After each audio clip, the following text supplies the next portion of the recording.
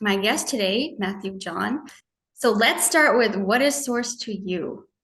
What is source to me? I would say the closest connection that I feel on a day-to-day basis with source would be nature. I feel source in the trees and the grass and the wind, in the snow, in the little animals and my animals.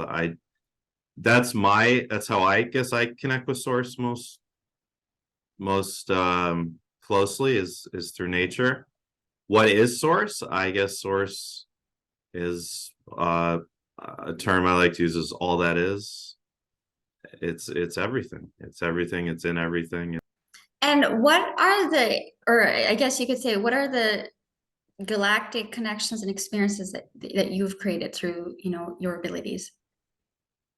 Oh, well, many, many, many. I mean, now it's a big part of my work is teaching others about their galactic connections, teaching about galactic connections in general, teaching about star seeds and teaching about, what our galactic friends, brothers, sisters have to offer us. So, now it's become a huge part of my career, which, encompasses most of my time. It's a huge part of just my life in general. But, there were experiences, the most kind of marked spiritual awakening experiences that I had. I've told this a lot in other places, but in my early 20s, I had a very spontaneous experience with after ingesting a psychedelic, and I was spontaneously led out to this really just odd kind of clearing in the woods behind actually some bars in a city, and I was just kind of pushed down to the ground, and laying on the ground, I just had this real experience, like this actual experience of seeing all these other different forms of myself that were in the trees. The leaves of the trees were showing all these different versions of myself, and some of those versions of myself I just intuitively knew in that moment were actually from other planets, actually from outside of Earth. And like in that moment, I had this real experience of multidimensionality. And after that experience of multidimensionality, I couldn't go back to not knowing multidimensionality. So and then from there, there were all sorts of, coincidences and synchronicities of coming across information on the internet. And, this was 10, 15 years ago when the New Age community wasn't really much of a big thing on the internet yet. But just stumbling across random like GeoCities websites, talking about like Sirian Starseeds and Andromedan Starseeds, and I just started to have the puzzle pieces come along like more and more as time went on. It helped me kind of piece together like who I am as a galactic, like me, being a Sirian Starseed, and then I found out I'm an Andromedan Starseed as well. And then eventually I discovered this link to Orion's belt that I had also been there. And then I discovered this blue avian link, having a visitation from a blue avian extraterrestrial. So it just started with kind of one, thing, and went from there. And by the way, I find that with a lot of people, anyone that's watching this that knows you're a starseed or believes you're a starseed, you may have started to come across this stuff. You might be like, oh, I resonate with, I'm a Pleiadian or Sirian or an Arcturian or whatever. And just know that you may come across others. You may, because a lot of us are from multiple places, so you might first discover one and then be like, oh, this also has some resonance. Maybe I'm from here as well, and you probably are. I would say is that the Galactics have a role in awakening humanity. The Galactics have a role in this planet, in our awakening experience on this planet, by channeling through people like myself, through many others, through channel material, through UFO sightings, through flybys, through there are roles that I've come to understand that certain galactics, like the Sirians creating a blockade around Earth for, to protect from further infiltration by dark extraterrestrials.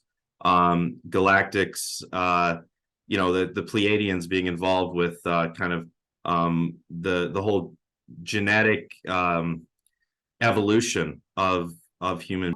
But I also want to know, do they each have their own role, or are they kind of one in that sense? Do each of the races have their own individual role? Oh no, of course they have their, yeah, of course each, and there's an infinite number, every star, behind me has its own planets, and every planet, well, a lot of planets have their own civilizations, and NASA knows that there's billions of galaxies, and that's just in our universe, and there could be other universes. So it's, as a lot of us kind of, realize, like, creation is infinite.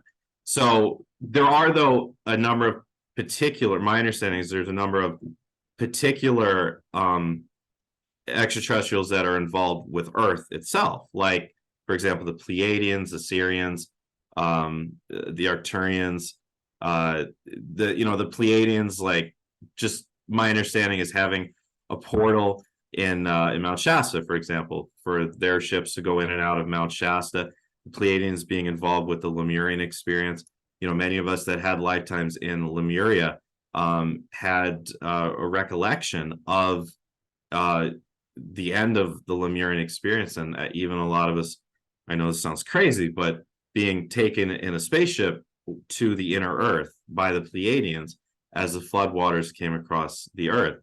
The Sirians were very much involved in the creation of the pyramids. It's very likely the Sirians themselves did build the pyramids. The Blue Avians, this is Thoth here, the Blue Avians being involved in ancient Egypt and teaching the pharaohs and the elites in ancient Egypt. The Lyrans, which are the cat people, being involved in just kind of overseeing, the evolution of the human genetics, like the Pleiadians do, being very involved in ancient Egypt as well. Perhaps that's why the reverence for cats in ancient Egypt, for example, because the Lyrans are the cat and the lion people.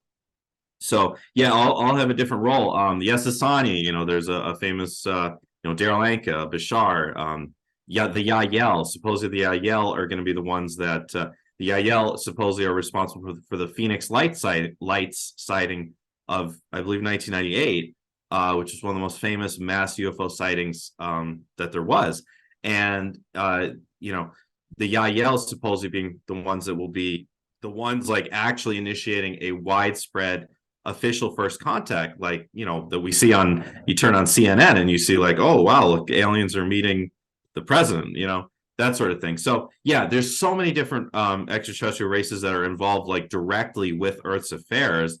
And then there's a whole nother level of starseeds, being that so many of us, and probably a lot of people that are watching this call here, actually our souls come from the stars to here. We're not native as souls to this planet. So that's a whole nother level of kind of, influence, I guess. And do they also, or are they also interconnected with, the angelic realms, the ascended master realms? How do they work together?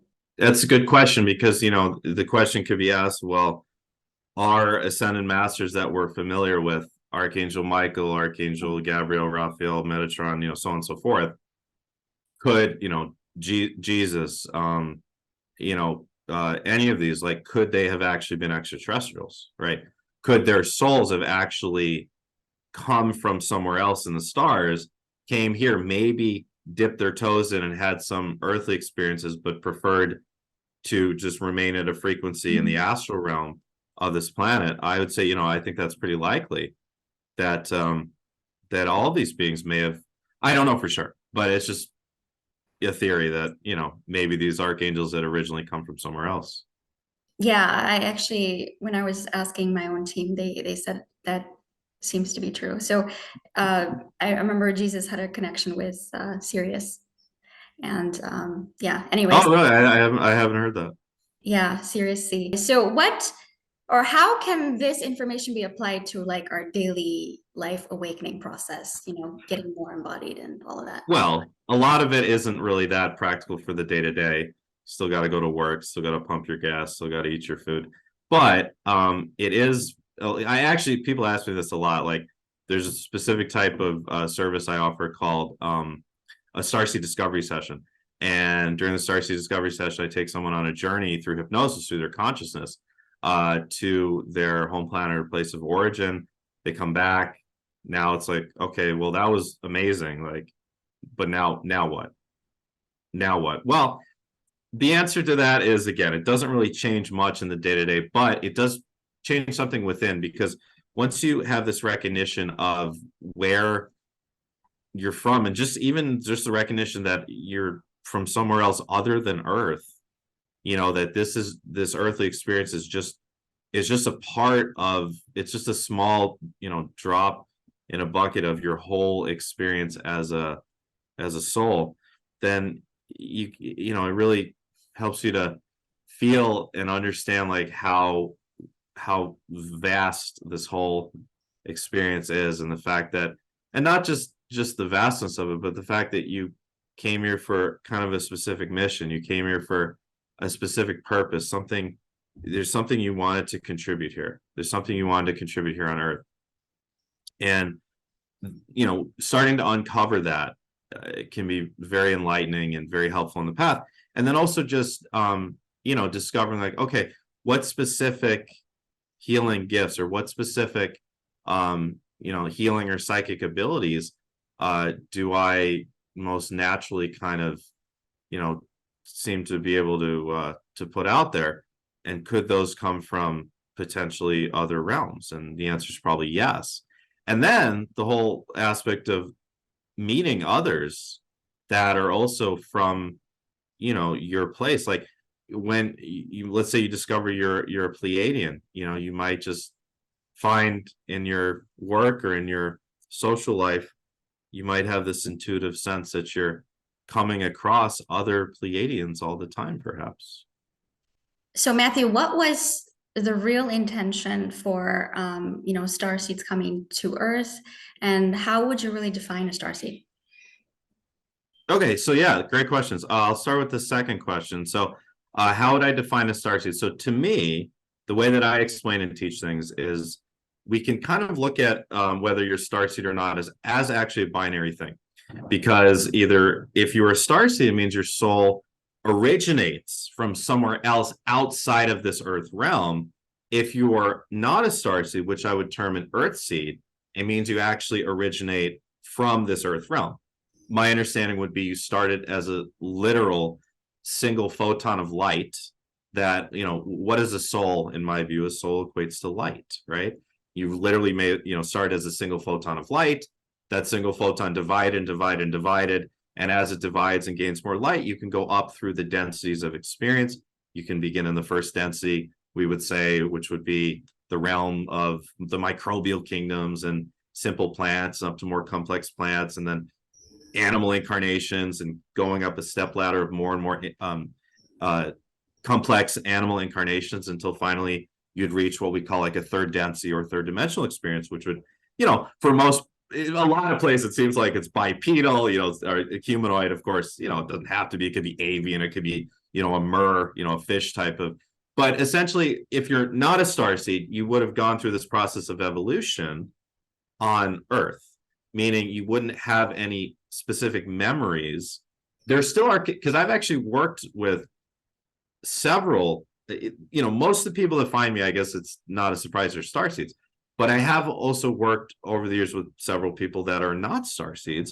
And when they look into it, when other psychics that they talk to look into it, yeah, they're from Earth. And they wouldn't have any specific memories of coming from somewhere else. But starseeds, we do have those memories. And those memories, as we do certain spiritual activities, whether it's hypnosis sessions or meditation work or psychedelics or whatever it does that helps to really kind of get us out of the linear logical mind and into these memories, we will actually be able to access these memories because we had these experiences. So if you are a starseed, it means that somewhere else you started as a new soul. And to me, a new soul is just light. It's a single photon of light. My good friend Todd R. Deviney, he explains it so well in his books, Expansion for Ascending Consciousness, the scientific, the analytical understanding of what a soul is and what ascension is through the densities. And I love it. But if you're a starseed, yeah, you went through that process of evolution up through the density somewhere else. At a certain point, you reach a high enough level in the model that Todd sets forth and I follow. It would be a sixth density. A sixth density experience would be a collective experience. You're a part of a planetary collective. You could even be higher. You could be a part of a star system collective, a galactic collective. And from there, you're able to draw upon the energy of that entire collective and actually do what's called fractalize, which means you actually create essentially a new soul. Rather than a physical birth, it's essentially like a spiritual birth, the way I see it. I see it like, let's say one large cell, and this is your galactic self soul, giving birth to the smaller cell, right? And then that smaller cell, which contains all of the memories, all of the wisdom, everything that the larger cell has, but is now its own free entity. It has its own free will, but you can direct that anywhere in time or space. So let's say you came from a Sirian realm, like I believe I did. Somehow or in some way, I would have went through that birthing process on a Sirian realm and directed myself essentially here. And the way Todd describes in his first book, I love. It's like, imagine that you're somewhere else in the universe and you're looking through a holographic brochure of all these different places that you could go, all these different places that you can place yourself as a starseed. And you say, wow, look at this place called Earth, and they have world wars, and they have, climate catastrophes, and there's 8 billion people, and and it's ruled by these dark extraterrestrials. What a fascinating place to go. And you say, wow, I want to go there. Why? Maybe I can help, right? Maybe I can help. There's that idea that's gone around kind of the New Age communities for a while about that clarion call. Like the clarion call went out, for starseeds to come from somewhere else and come to Earth. And I believe in that wholeheartedly. I believe that all of us that are starseeds, we came here intentionally. We came here because we wanted to help. So the way I see it, there's 3 reasons why starseeds come here. And all 3 are going to be relevant usually. One is just for the experience of it, because let's say you've evolved up to not a 5th density, a 6th density level, which means there's no requirement anymore for, flesh and bones embodiment. You're more of my understanding is a holographic body. You can still have an individuated experience, yet you're a holographic body, right? And from that place, you say, wow, life is just blissful all the time. This is wonderful. I'm so connected with. From there, it's like, well, what would it be like to really experience density and separation again? What would it be like to really send myself down into the mud again, down into a very dense experience, a very dense physical embodied experience, the 3rd density? And you say, well, that would be fun. I'd probably learn a lot from that experience. So that's one of the reasons you do it, right? And my understanding is that, sending yourself into this 3rd density experience, what happens, once you come here, you're now basically a part of the astral field of the Earth. And as part of the astral field of the Earth, you conglomerate into soul groups, into monadic groups, soul group of 12, a monadic group of 144. And you then you're there in the astral field with all the other beings, including the non-star seeds, including the Earth seeds, right? And by the way, neither is better or worse than the other. There's no judgment. It's just like where you come from. It's like being from New York versus being from India, right? Mm-hmm. So essentially you're part of that astral field, and now you dive in, you have a lifetime, you dive out back in the astral, you dive in, you dive out, you dive in, you dive out, and you're going to inevitably have all these different lifetimes with all these different, karmic experiences. The way I look at things, experiencing all 12 signs of the zodiac wheel, both light and dark, over and over again. Another way to look at it, I like to explain, is you're experiencing all the different possible themes in like a Shakespearean play, for example. You're experiencing, here on Earth. And you know, after having all this experience, at some point you're gonna be like, well, it's time. It's time. And it's some people watching this call may be able to relate to one day waking up, or maybe during a meditation experience, or maybe on a hike, or maybe in the shower or whatever, just having this like weird light go on that they just sense, but really didn't know what it was. That happened to me one morning like 15 years ago. And after that, you know, my life changed dramatically, because what happened is my soul had really initiated kind of the ascension process at that point for me. But at a certain point, you say, all right, I've done all these karmic lifetimes on Earth. I've had all these different experiences. I got to know what Earth is like. I got to know what it's like to be in density, which is what I wanted to do. I wanted to come from a place of connection and a place of bliss and come into density and experience fear and rage and anger and jealousy and hatred and disease, right? I wanted to experience all that, but I also wanted to experience, you know, all the other themes, you know, wealth versus poverty, right? Love versus, you know, loneliness, all of those. I've done that. Now I think it's time to kind of get on with why I came here.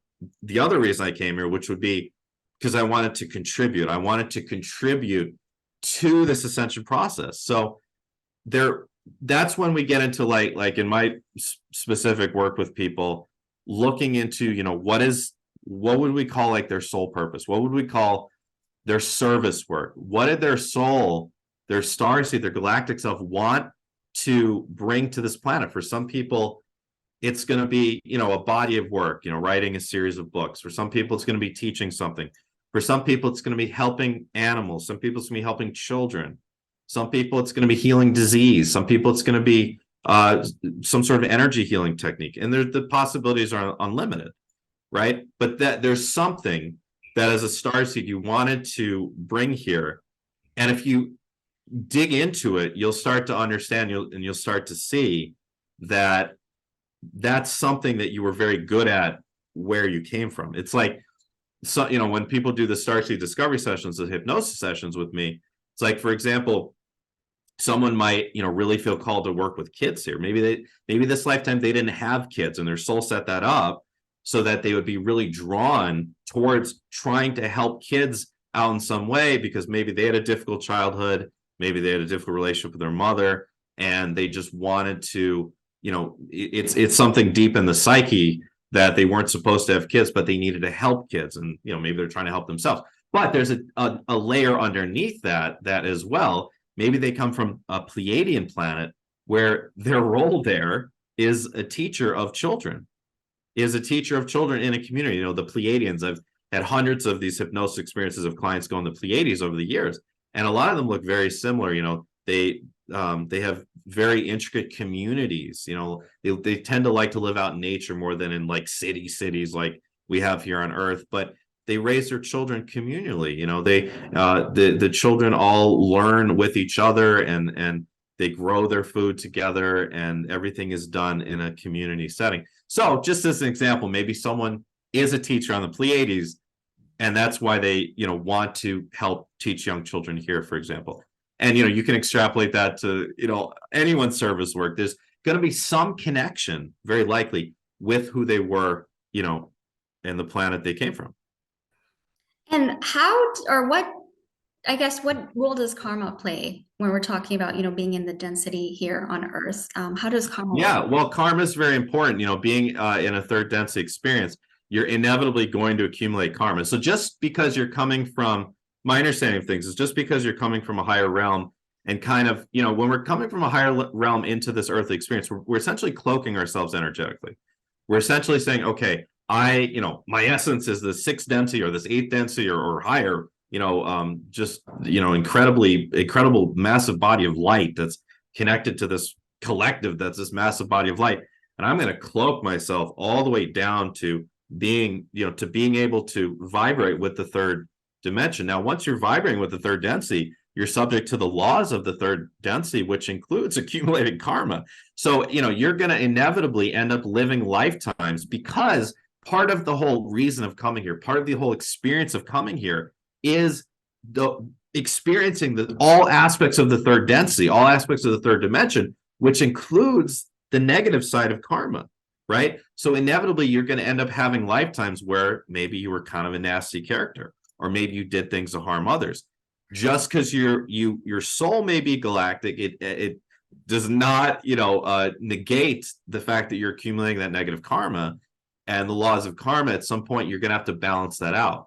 How does karma gets balanced out? It gets balanced out generally by souls making soul contracts. So your soul in a lifetime, maybe you go off path a bit into greed, and you end up doing harm to others, whether you meant it or not.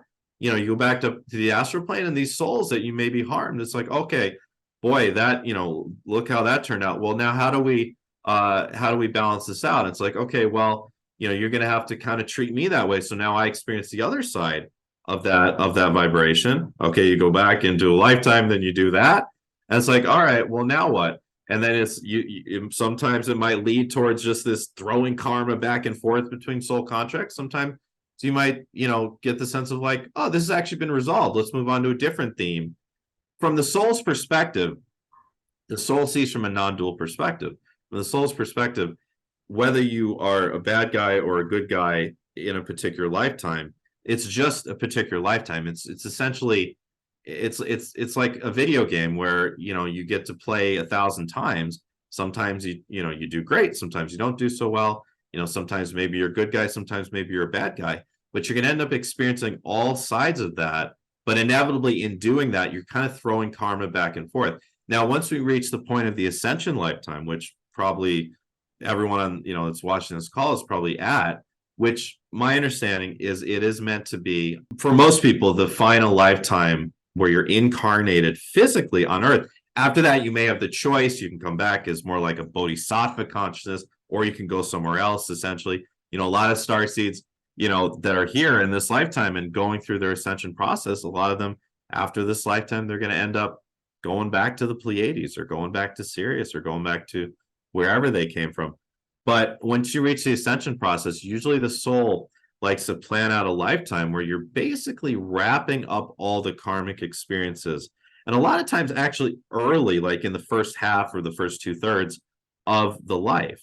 So that's why a lot of starseeds, light workers, like in this particular lifetime, maybe had a rough ride at a certain point, or maybe most of it was a rough ride, because their soul had really intended to kind of go through all the unsettled karmic experiences very quickly to essentially catch up to a point where the ascension can be initiated. And a way to look at it kind of visually or energetically is like stepping into what's called the Merkaba, or the ascension vehicle, right?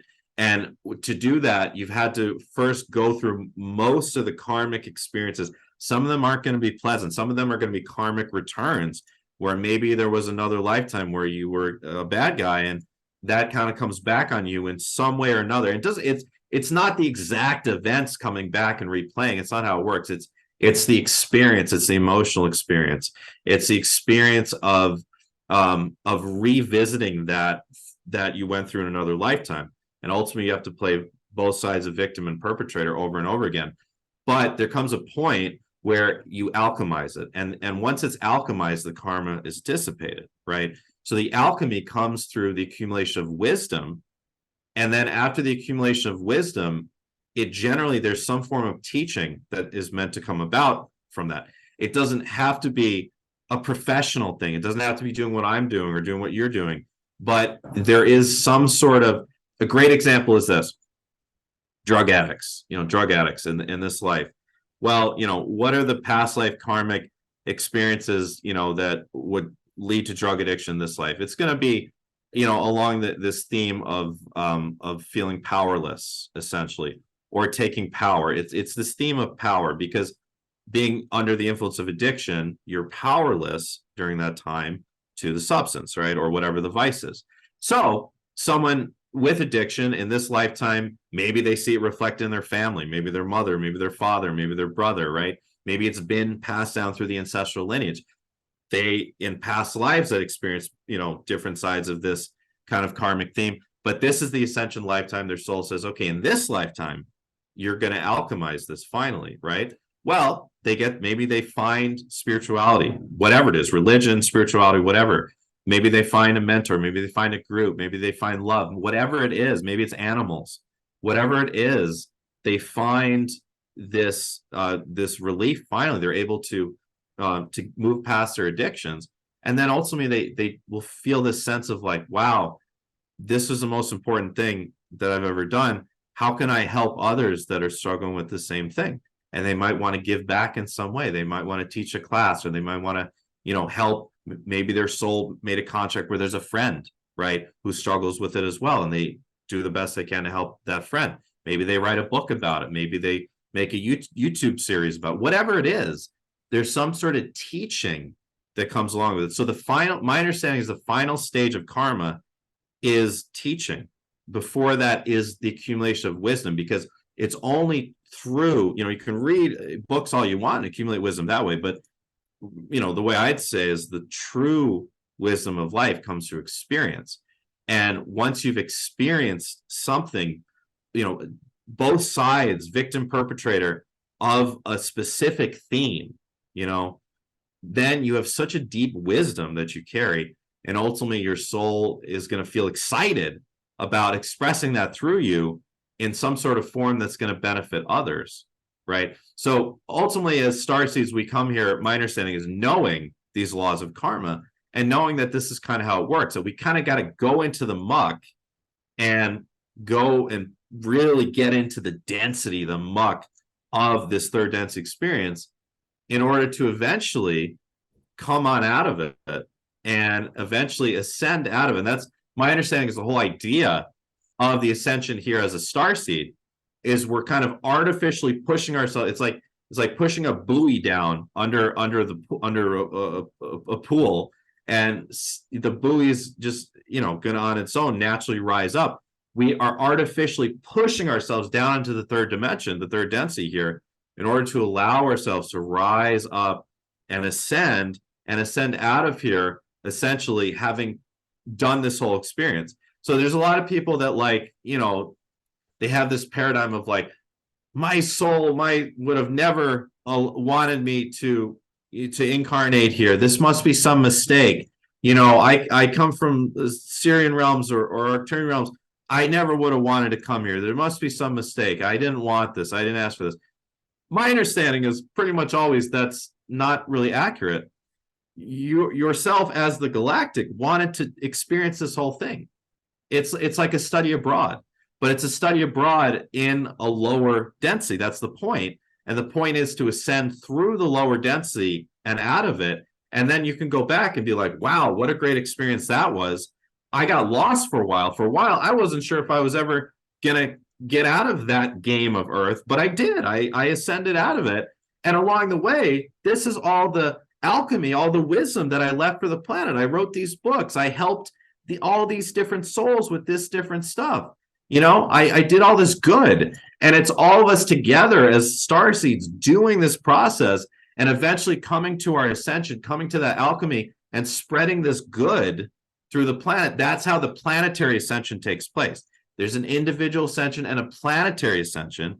And for the planetary ascension to take place, it takes hundreds of millions and eventually billions of souls wanting to do good. When everyone wants to do good, there can be still evil people out there in governments, etc., and corporations, but they won't have enough power left anymore. If everyone on the planet just wants to do good, it's the idea of service to other versus service to self. And through this planetary ascension, those of us that are awakening, we're already starting to vibrate with that service to other frequency, where it feels really good to be of assistance, to be of service, to have some sort of purpose that we're channeling through here to serve others. Wow, beautifully said. Wonderful. Thank you so much, Matthew, for being on. And thank you for sharing all your wisdom.